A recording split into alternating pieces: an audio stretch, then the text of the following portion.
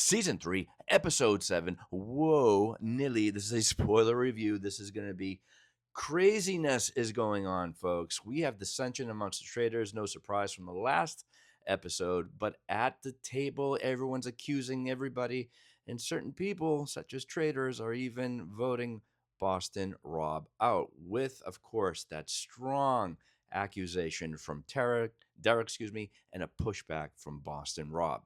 Well, they meet back as far as the traders are concerned. They don't trust each other. They're saying, what is going on? We have to work as a group. And eventually they have to murder somebody. Here's the problem. Names are being thrown, and being that names are thrown, there is disagreements on who is going to get murdered. So ultimately, what you are trying to see at the end is like, I think they might not murder everybody. Flash forward to the next morning, the breakfast. Knock, knock, knock. Everyone comes in, and eventually you're saying to yourself that ultimately no one is getting murdered. Well, as everybody comes in, there is one missing person. And indeed, that was good old Derek, which paints a humongous target on the back of Boston Rob. So, with that being said, good old Tom, that gets nothing ever right in regards to recommendations of who a traitor might be, he finally picks Boston Rob. Dylan is too trustworthy when it comes to Boston Rob. So he says, no, it can't be him, but it might be Brittany, saying that that's what Derek was kind of pushing onto him. Dylan proposes that to Boston Rob. Boston Rob tries to think of a strategy to get Brittany out.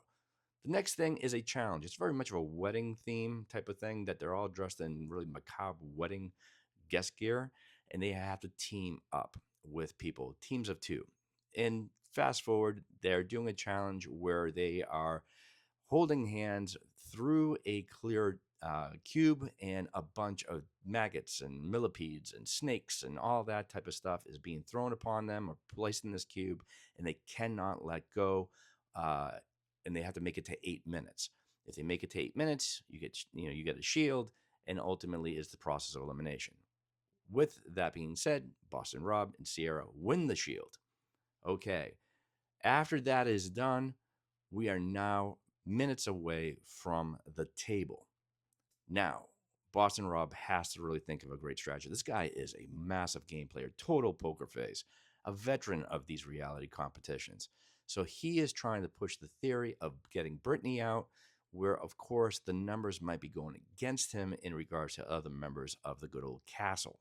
Well, with that being said, we have got a tug of war, total unexpected what is going to happen at the table. We get to the table. Ultimately, we get thrown with Dylan at the beginning, proposing Brittany might be the traitor.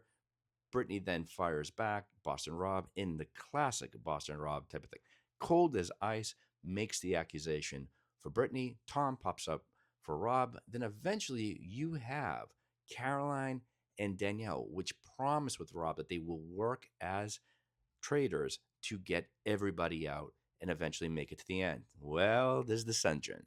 So with that being said, Danielle and Caroline vote Rob out. And eventually Rob, just as cold as ice, gets voted out of the castle, and then ultimately appears at the Circle of Truth and admits that he indeed has been a traitor all along, which makes the whole room go bonkers. Now, though, we have Danielle and Caroline come back to their traitor's lair. And the scenario of that is they have to figure out who they have to murder. But in this case, they have to reveal to the person that they are going to murder in regards to who they are.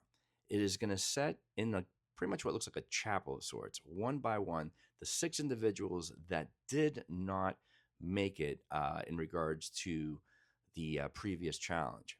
They have to walk down the aisle, kind of state their case, and eventually, which we will not know until next week, episode 8, who is getting murdered, and that person that's going to get murdered is going to be revealed, the revelation of Danielle and Caroline, indicating that they indeed have been traitors. Now, I didn't catch one thing. Is there going to be a new traitor involved? I don't know. I didn't catch it. I don't know if you guys heard it, but I'd love to know. So that's my review of season 3, episode 7. The Godfather is gone. It's too bad. I'm a big Boston Rob fan, being a Boston guy myself, but the guy is an amazing, amazing gamer. And that tells you why he has lasted throughout all these years playing these reality competitions. So if you saw it, let me know what your thoughts are and who is your pick to finish off and win this game. Thanks so much, guys. See you at episode 8.